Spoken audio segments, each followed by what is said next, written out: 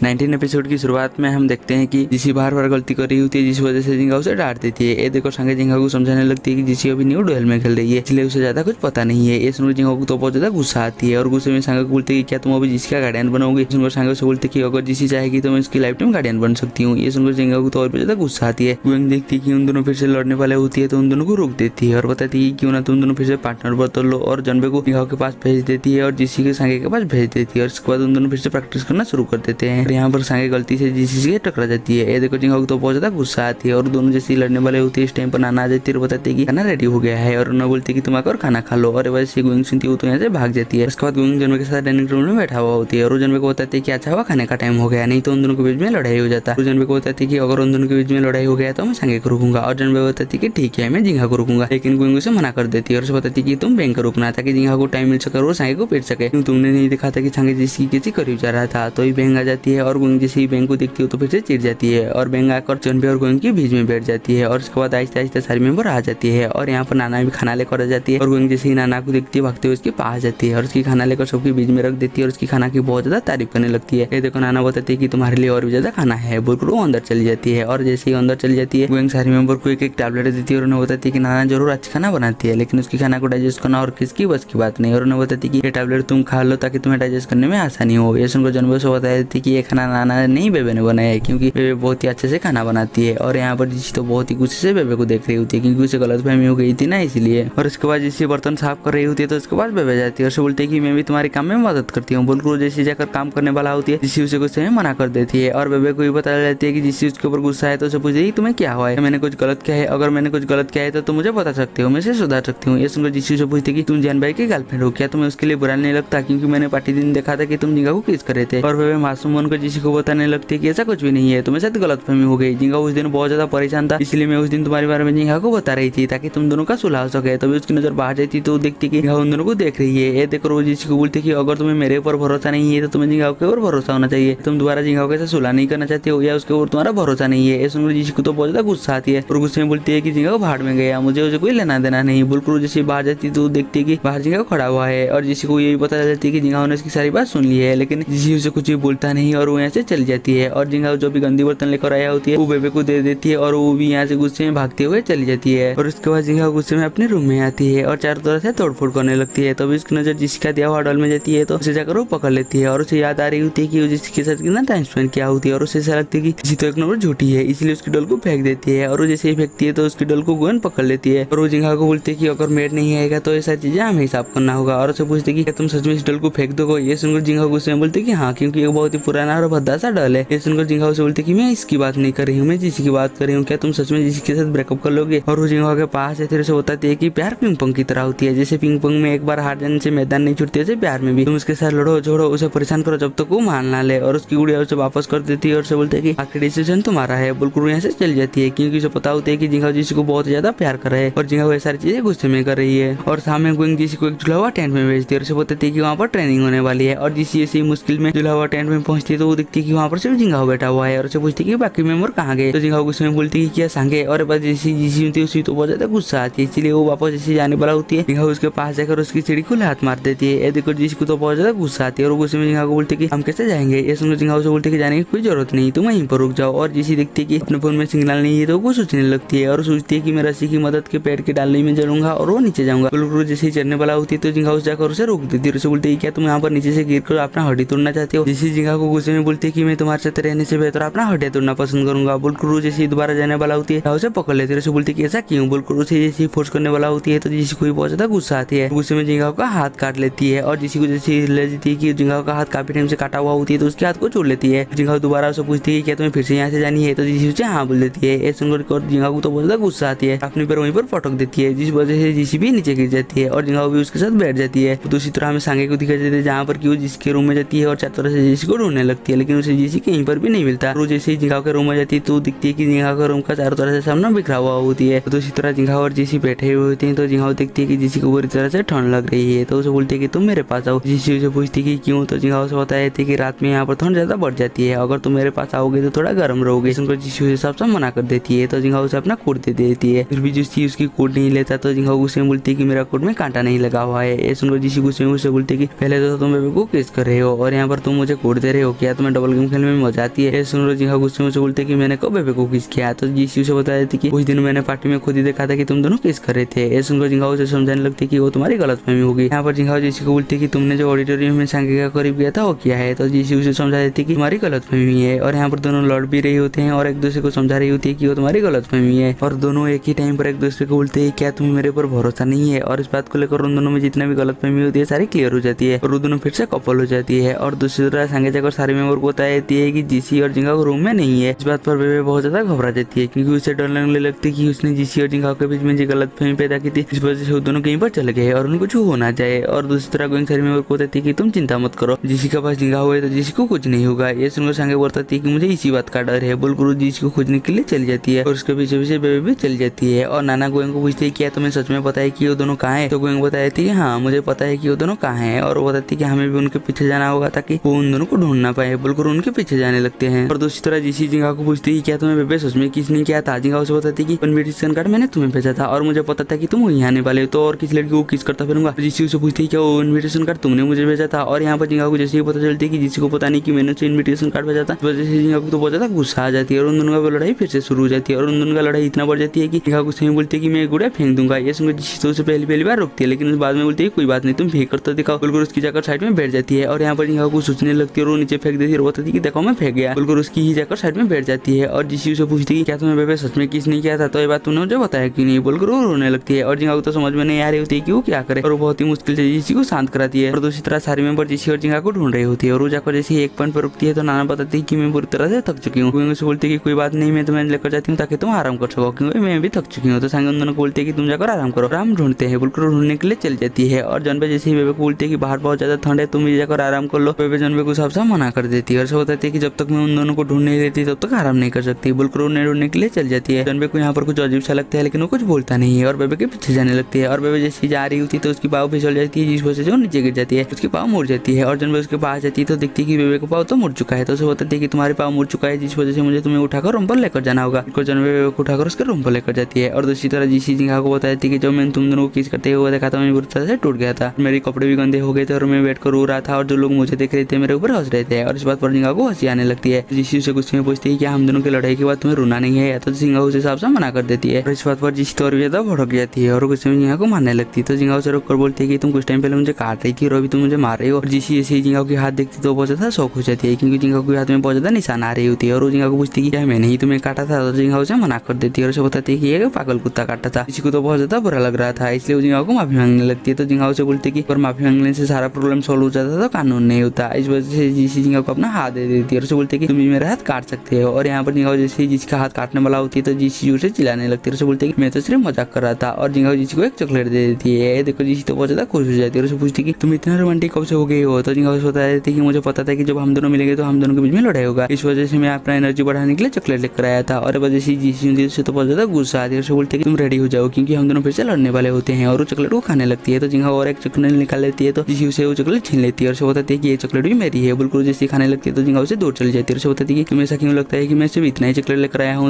बिल्कुल वो और भी ज्यादा चॉकलेट निकालने लगती है। जैसे देखकर जीसी जिंगा के पास जाकर उसे चॉकलेट छीनने लगती है। तो जिंगा उसे बता देती है कि तुम मेरे से दूर रहो नहीं तो मैं पुलिस को कॉल कर दूंगा। तो जीसी उसे बोलती है कि तुम पुलिस को कॉल कर सकती हो क्योंकि यहाँ पर सिग्नल नहीं है। तो जिंगा अपने हेल्प के लिए लोग को बुलाने लगती है। तो जीसी उसे बोलती है कि तुम बुला सकती हो क्योंकि तुम्हारे आवाज कोई भी नहीं सुनने वाला होती है। तो जिंगा उसे रुककर बोलती है कि क्या तुम्हें लगता है कि मैं तुमसे डर के बोल करो। जीसी को नीचे पटक देती है और उसके ऊपर ही चढ़ जाती है और जिंगा जाकर जीसी जिस चॉकलेट को पकड़ा हुआ होती है इस चॉकलेट को खा लेती है और अपने मुंह से ही जीसी को खिला देती है। और वो दोनों तो यहाँ पर बहुत ही अच्छा टाइम स्पेंड कर रही होती है। और दूसरी तरह जनबे बेबे को उठाकर उसके रूम में लेकर छोड़ देती है जिसे देखकर बेबे को बहुत ही ज्यादा अच्छा लगती है क्योंकि उसकी पहले उसकी इतना केयर किसी ने किया नहीं होती है। और बेबे आहिस्ता आहिस्ता जनबे को प्यार करने लगती है और वो डायरेक्टली जनबे को पूछ देती है क्या तुम मुझे किस करोगी। ये सुनकर जनबे तो बहुत ज्यादा शर्मा जाती है और वो दोनों जैसे ही किस करने वाला होती है तो इस टाइम पर बैंक आ जाती है। वो दोनों जैसे ही बैंक को देखती है वो लग जाती है और बैंक को भी पता चल जाती है कि वो दोनों किस करने वाले होती है। तो उन दोनों को बोलते हैं कि पहले मैं बेबे को दवाई लगा देती हूँ और उसके बाद तुम दोनों जो करना चाहते हो कर सकते हो। और एक बार जैसे वो दोनों सुनती है वो दोनों तो बहुत ज्यादा शर्मा जाती है। और अगली सुबह जीसी और जिंगा सो रही होती है और जिंगा जैसे उठती है तो जीसी को देखती है उसे देखती ही रह जाती है और उसे जो पता चलती है कि जीसी उठने वाला होती है तो उसने का नाटक करने लगती है। और जीसी उठती है और जिंगा को जैसे ही देखती है उसे देखती ही रह जाती है और जाकर जैसे ही गाल को टच करने वाला होती है तो जिंगा उसकी हाथ पकड़ लेती है और उसे पूछती है कि तुम्हें क्या चाहिए। ये बात सुनकर जीसी तो बहुत ज्यादा शर्मा जाती है और उठ जाती है और बताती है कि मुझे कुछ भी नहीं चाहिए। और जिंगा को बोलती है कि कल रात को तो तुमने सिटी गिराया जाए तो हम यहाँ पर कैसे जाएंगे। जैसे ही जिंगा सुनती है उस साइड से रस्सियाँ निकालने लगती है जिसे देखकर जीसी तो बहुत ज्यादा गुस्से में आ जाती है और उसे बोलती है कि अगर तुम्हें पता था कि यहाँ पर रस्सियाँ है तो तुमने मुझे रात में क्यों नहीं बताया। है। तो जिंगाओ से बताया था कि तुमसे लड़ाई के बाद मुझे रस्सियों के बारे में कुछ याद नहीं था। असल में जिंगाओ जानबूझकर रस्सी को छुपाए होते हैं क्योंकि वो जिसी के साथ टाइम स्पेंड करना चाहता था और जिसी को अपने पास बुलाती है और जिसी ऐसे ही जिंगाओ के पास आती है तो जिंगाओ जिसी को किस कर देती है और ये देखो जिसी तो बहुत ही ज्यादा शर्मा जाती है। और इसके बाद सारी मेंबर खाना खा रही होती है और उन्हें ये भी पता चल जाती है कि जिसी और जिंगाओ फिर से कपल बन गई होती है। ये बात पर तो संगे को बिल्कुल भी अच्छा नहीं लगता और गोइंग बताती है कि कल रात जरूर तुम्हारे बीच में लड़ाई हुआ होगा। बोलकर वो जिंगाओ के पास जाती है और उसके हाथ देखने लगती है तो वो देखती है कि किसी ने उसके हाथ में काटा हुआ है। ये देखकर नाना के पास आती है और उसे अपना हाथ देती है और उससे बोलती है कि तुम भी काटो, ये एक प्यार की निशानी है। और जिसी देखती है कि वहाँ पर बेबे नहीं है तो पूछती है कि बेबे कहाँ गया। तो गोइंग से होता है कि कल रात तुम दोनों को ढूंढते वक्त बेबे को चोट लग गई। इस बात पर तो जिसी बहुत ज्यादा परेशान हो जाती है और बेबे से मिलने के लिए चली जाती है और वो जैसे बेबे को दिखती है उसके पास जाती है लेकिन बेबे से बोलती है कि तुम मेरे पास मत आओ क्योंकि तुम्हें मेरे ऊपर भरोसा नहीं है। क्या तुम्हें लगता है कि मैं तुम्हें धोखा दिया हूँ? तो जिसी बेबे को बताया थी कि जिंगाओ ने मुझे सारी सच्चाई बता दिया कि वो गलतफहमी है। बोलकर जैसे बेबे के पास जाती है तो बेबे से बोलती है कि तुम यहाँ से जा सकते हो और जिसे ऐसे जाने वाला होती है तो बेबे से रोक देती है और बोलती है क्या तुम सच में चली जाओगी। तो यहाँ पर जिसी को बता जाती है कि नहीं चाहता है कि मैं यहाँ से जाऊँ और जिसी जाकर बेबे की साइड में बैठ जाती है और बेबे को पूछती है क्या तुम मुझे माफ कर दिए। बेबे से बताती है कि जब मुझे पता चला कि तुम गायब हो तो मैं बहुत ज्यादा परेशान हो गया और उसे बताती है कि तुम्हें तो मेरे ऊपर भरोसा नहीं है, तुम्हें सिर्फ जिंगाओ के ऊपर भरोसा है। और इसके बाद वो दोनों फिर से दोस्त बन जाती है और जिसी बेबे को बोलती है कि मुझे तुम्हारे पापा के बारे में पता चला, अगर तुम्हें कोई मदद की जरूरत हो तो मुझे बता सकते हो, मैं तुम्हारी मदद जरूर करूंगा। और इस बात पर बेबे एग्री हो जाती है और इसके बाद जिसी और जिंगाओ के साथ मिलकर एक्सरसाइज करी होती है जिसे संगीत करो से बिल्कुल भी अच्छा नहीं लगता। और उसके बाद जिसी और जिंगाओ एक टीम हो जाती है और जनबे और संगे एक टीम हो जाती है और दोनों टीम जैसे ही पिंग पोंग प्रैक्टिस कर रही होती है तो जिसी फिर से गलती करती है लेकिन जिंगाओ उसे इस पर डांटता नहीं है। दूसरी तरह नाना सब्जियां धो रही होती है उसके पास बेबे जाती है और उसे बताया जाती है कि गोइंग ने पिछली बार हमें डायरिया का दवाई दिया था और बताया था